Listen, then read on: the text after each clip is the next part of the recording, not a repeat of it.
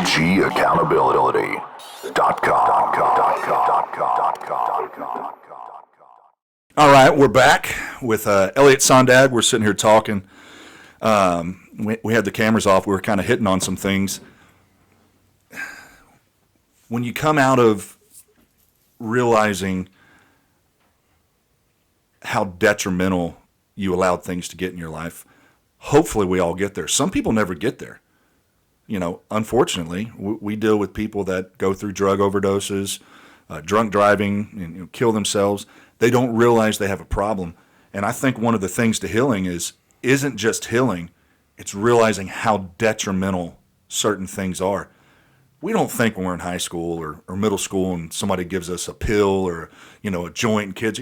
Nobody ever sees the future that can come out of that. And I know people are like, they aren't really gateway drugs. They are gateway drugs. I kind of have the thought process, if you'll say yes to one drug, eventually you'll say yes to them all, just depending on how it's introduced. Mm-hmm. What are your thoughts on that? Well, my thoughts on that right now are fentanyl.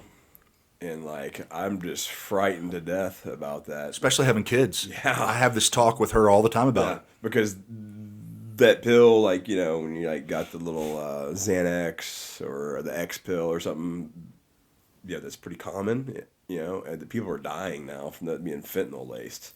Sad. So, my whole deal is the innocence, possibly, of, experimenting with drugs or alcohol or pharmaceuticals or whatever, is that, there's all these people out here putting fentanyl, and, I hear about it allegedly being laced in cannabis, Xanax, cocaine, they're putting everything in, I personally, I've heard of probably half a dozen people that have died from overdosing on fentanyl. I'm talking about people that have been somewhat in my friend circle or grew up with, yeah. or with my career, I hear about it all the time. You know what I'm saying? People overdosing on fentanyl. I hear about it all the time. And so, that's the tough thing. Now, it's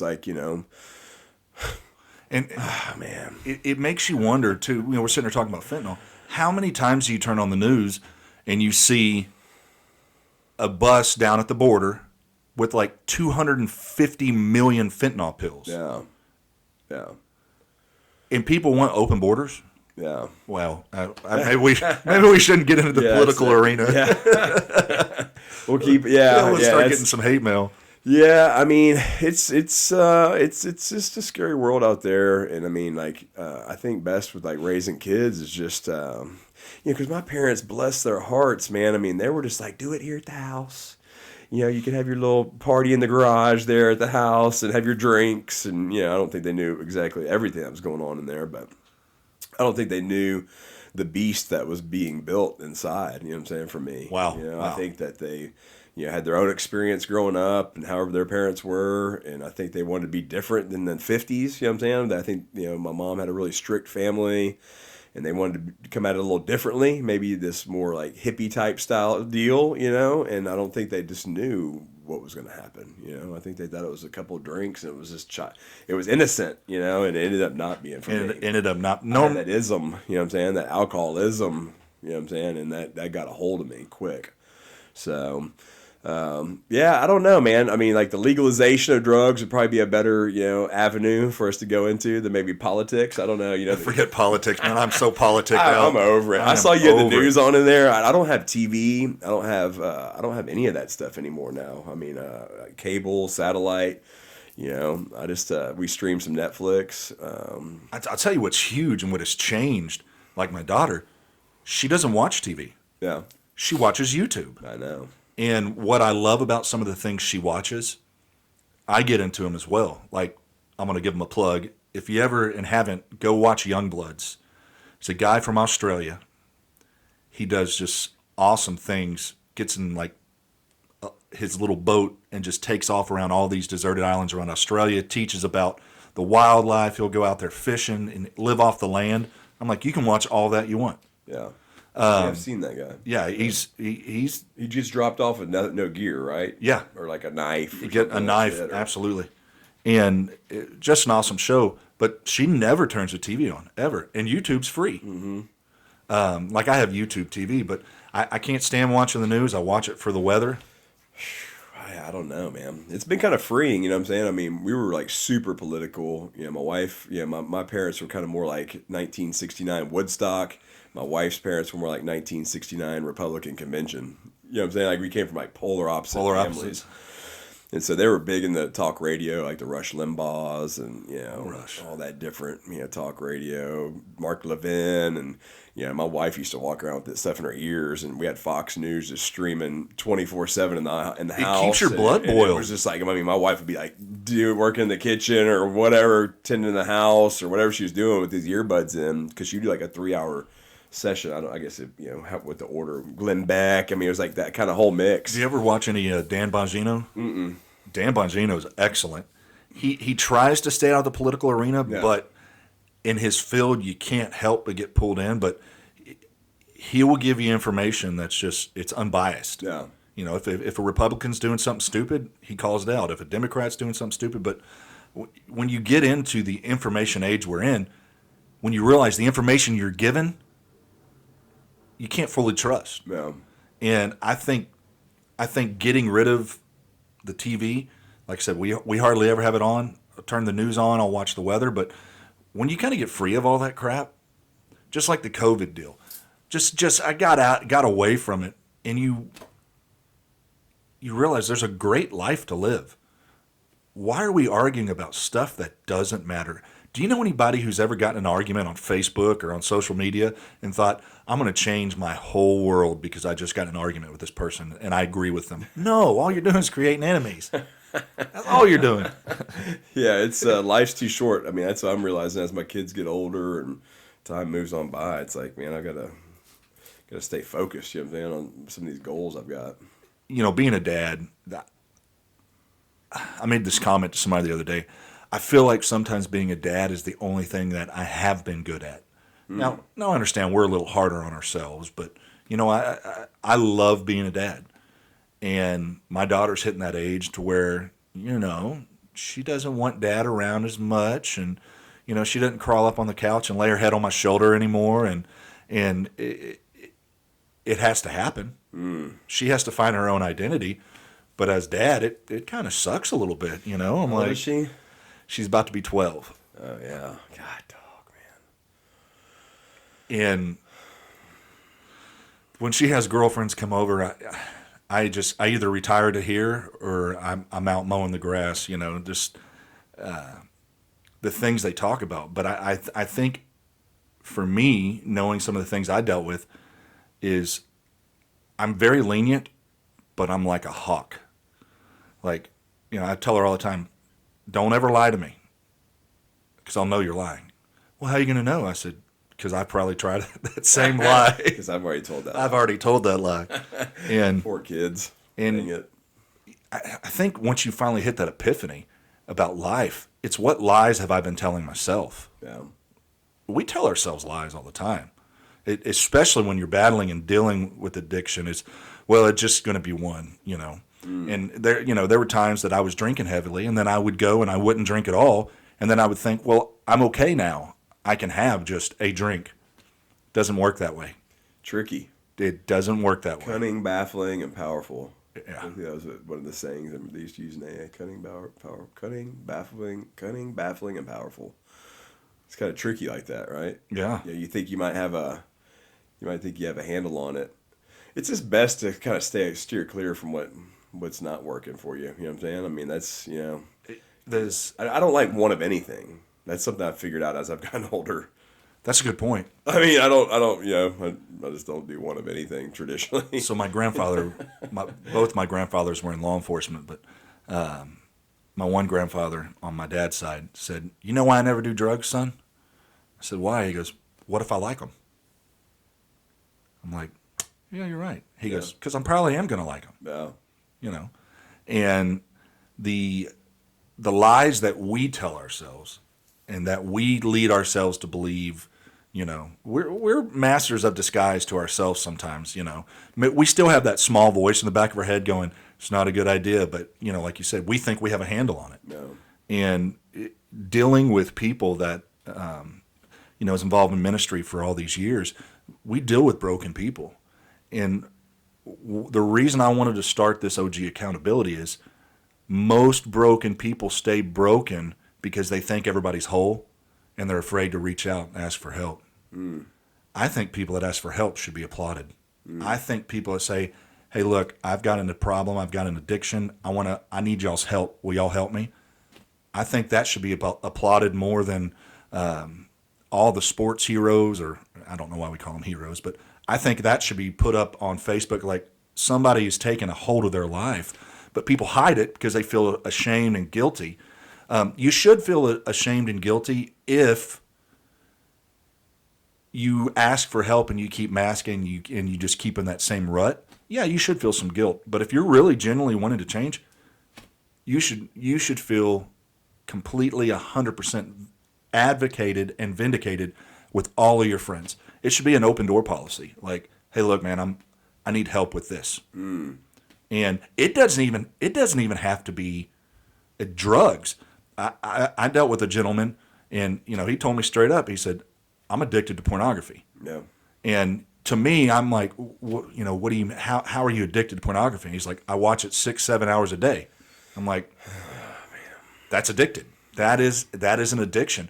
People can get addicted to food. Sometimes we take it that it has to be a substance, and it took a lot of work on his part. And he said, when I got free of that, he said, I looked at women differently.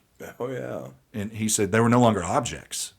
And now he's married, and he was honest with me. He said, before I would much rather go look at my phone than look at a girl because I was so addicted. Yeah. And it took a lot of guts, a lot of balls for him to come out and say, hey, man, I need some help. And of course, I didn't know how to help him, but I knew where to get him plugged into. Yeah. It's about the right channels. Yeah. It's the right channels. And there's a reoccurring theme with people that have been on this podcast is when you finally hit, I don't want to say rock bottom because people say I hit rock bottom. No, you hit a point where you realized now it's time, because rock bottom's death. That's rock bottom. That's when there is no other place to go than death. And nobody ever really thinks that way when they start, just having fun, running out, partying, running the roads. And nobody thinks they're going to wake up one day living under a bridge or selling grandma's VCR. Oh man. Yeah, that's an interesting deal. I mean, I think some of the stuff that I've been kind of the new chapter that I've been working on really has been kind of some inner work. I've been doing some work with a group of guys. It's called Sacred Sons. I've seen you post something online about that. Yeah. So that's been a they call it men's work, and getting into the shadow that we all carry. You know what I'm saying? That stuff that we sometimes don't want to let that light shine in on. And I think a lot of stuff spurs from that. You know what I'm saying? With addiction, whether it be food or sex or pornography, drugs, alcohol. I mean, whatever it may be, is like that inner work. And so that's been fun for me, meeting this organization, this group of guys, and kind of working my way through, some of the different inner workings inside of Sacred Sons. The men's archetypes, king, warrior, magician, just different. It's been fun. I like all these different ways of peeling the layers back and taking these masks off, because over the years I've gotten into so much. I've got so many different hats or masks that I wear, Who am I around? Who do I have to become? Yeah. And it's like, golly, man. So like, to peel all that off and to be, fully vulnerable, especially amongst men, you know what I'm saying? Especially a lot of the guys from Sacred Sons are some super powerful beings, you know what I'm saying? Like a lot of alpha guys and like really, strong personalities, and a lot of guys too that are broken, that have had, sexual abuse or physical abuse or addiction, and they've tried church and they've tried AA and they've tried all these different things, treatment centers, and and it's just sometimes getting together with a group of men and sharing deeply, you know what I'm saying, feeling safe in a container of men to be able to talk about those stories and revisit that stuff and let some of that stuff go. Letting go is not just freeing, until you can learn to let it go, you really won't grow in that area of your life. Yeah. You just keep spinning the wheels. Yeah. Just nonstop. Yeah, it's been interesting. So I mean, there's just a lot of different things that have just piqued my interest as far as just that healing journey. I guess it just really never stops. You know what I'm saying? I mean, like, my wife's leaving this week for a breathwork facilitation course that she's gonna start working on out in Austin. It's like a 5 or 6 day deal. Have you done any breathwork stuff? No, but I don't know. I've heard of it, but I don't get the gist of everything. Yeah, I'm pretty new to it myself. I've sat with some gurus across the United States, Anahata Ananda out in Sedona, Arizona, and it's crazy, just the power of the body. I mean, I'm also big into that psychedelic space. We kind of shared a little bit about that, but just with your body, some of the things that you can reach, and some of those traumas, and some of the things that are stored in the body through different therapy sessions, somatic healing. I've been doing it all lately, bro. Like the last 2 or 3 years, like, we were super in the box with religion. You know what I'm saying? For like the first, 17, 18 years of our marriage. You know what I'm saying? And like it was like, the church, this is what you do, and like you go to high school and you go to college and you meet your husband and you get married and you have kids, and you know what I'm saying, you raise kids and you retire, and then you raise some grandkids and you die. Yeah. You know what I'm saying? There's like just It's all in the we box. Like, no, fuck that. Yeah, Man, I want to live life. and that's great. Like I still love church, and Christ is great. You know what I'm saying? And I share with scripture, if that's your deal. I mean, whatever. You know what I'm saying? But just at this point in my life, it's like I've reached these pinnacles within 12-step, and I've reached them within the Christian walk that I was on. That I still fully believe in all those organizations. But I'm like, what's new? What's next? Yeah. It's like meditation, prayer. To deepen that connection with God, you know what I'm saying, for me, you know what I'm saying? Journaling. And you said something about like prayer. I truly wonder how many people have actually sat alone somewhere and prayed. Not asked for something. Prayed. And sat in that uncomfortable place where you feel like you're not hearing anything. Yeah. Because that's the problem. We are such, I want it my way right now, and we do our little now I lay me down to sleep prayer and think, well, God didn't shake the earth and something didn't happen. Yeah. Well, on to the next. No, have you really pushed through and sat alone and got into that spiritual, getting your being in line with the spirituality? But most people, and I'm speaking to myself, we don't have all the answers. No. We have all the answers for us. Mm-hmm. And I'm wanting to learn more. Anybody that thinks they have all the answers is a fool. You're a complete fool. And, I've been a fool. Sure. I thought I knew everything. Yeah. And then life hits you and you're like, Humbles you. "Eh, maybe I don't know as much. But I think what happens is when people just get so used to masking things, and I do not fault anybody that's on medication, but instead of, like, a lot of times people looking to how God created your body and how you can heal and how you can confront things, get around the right people that can lead you down those paths, we just go to a doctor and get a pill. Yeah. And that works for a while. But here's something a lot of people don't understand about these medications. Some of them are just as bad as heroin. Yeah. You get your body used to it, then you just can't quit taking it. Yeah. And then next thing you know, you're suicidal and you're like, what's wrong with me? Well, the doctor told you they don't even tell you now, the commercials tell you. They list off all the side effects. Anal bleeding, Yeah. suicidal, whatever, weight loss, hair loss, death experience. I mean, it's like crazy. It's I'm going to take that pill. Yeah. It's the happy bouncing ball. Yeah, absolutely. And so I think it's good for people to get plugged into a place, but also know your guru. Yeah. Know who is speaking into your life. A lot of times it's those voices that we let speak to us that have no clout or merit that we should be listening to. And some things you can't get from a degree. Some things take experience. I've said it a million times. An ounce of experience beats a million thoughts every time. Give me the people that are experienced. And when you sit down and y'all are in a position, and you kind of said earlier, here you are, you're dealing with who you used to be. And you're picking up people off the streets. You're having to take them back to jail. You're bonding people out. But you also have a platform now that you never want to look at somebody and say, you can be like me, but you are a success story. Yeah. Like, hey, man, there is life out of this. Yeah. There is life out.